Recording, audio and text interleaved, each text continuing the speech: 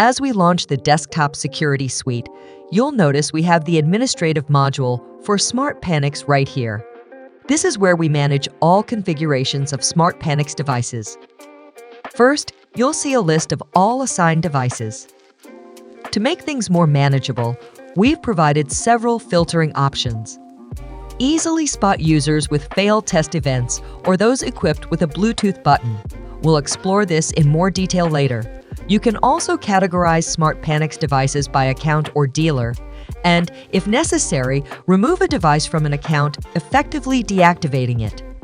There's also a button to carry out a new early registration process right from here. Next up is the list of unassigned devices. These are users who may have scanned a QR code or manually entered your server's IP and port, but haven't been approved by your monitoring center yet. Here, you can filter, assign these pending devices to an account, or permanently remove them from the list. Let's navigate to the Events tab. Here, you'll find a comprehensive display of all alarm events originating from SmartPanics apps. It's important to note that event management itself is conducted within the Web Monitoring module. So, this tab serves primarily as a reference and isn't intended for operators' use. Continuing along, we arrive at the Tracking tab. This is your window to geolocate all SmartPanics users on a map. The last tab in our menu is called Surveys.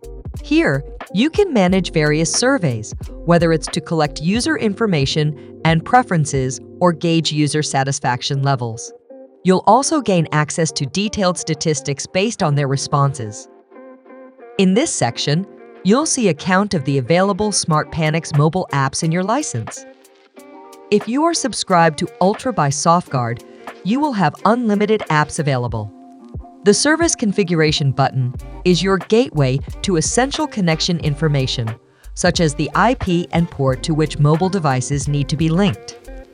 You can set the default phone number and email address that users will communicate with via the One Touch Phone Call button and the Send Text button. It's also possible to activate reception and sending of alarm events through SMS. Furthermore, you can decide whether users should have a dedicated username and password or gain direct access to SmartPanics. There's even an option to upload your service agreement to be displayed within the app. Customization is a key feature. You can personalize the default main screen features, events, colors, and icons. You can define which features are visible, hidden, or grayed out based on your services.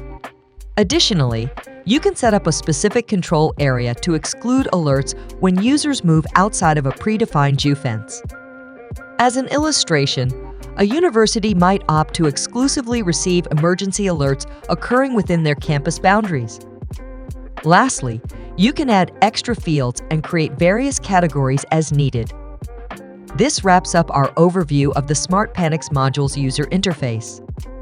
Now, let's move on to the SmartPanics mobile app.